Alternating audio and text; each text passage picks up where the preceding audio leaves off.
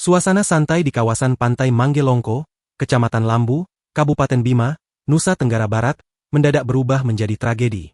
Seorang pengunjung dilaporkan meninggal dunia setelah terjatuh dari tebing, Minggu, 24 Agustus 2025.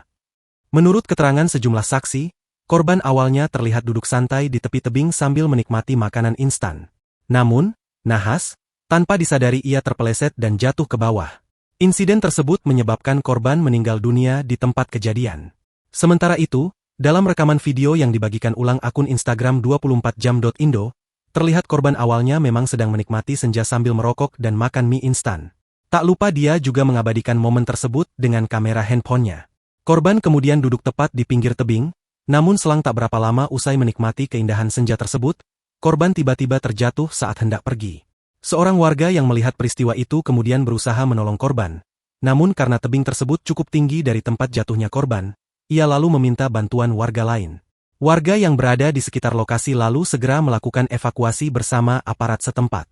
Jenazah korban kemudian dibawa ke fasilitas kesehatan terdekat untuk penanganan lebih lanjut. Hingga berita ini diturunkan, pihak berwenang belum merilis identitas resmi korban.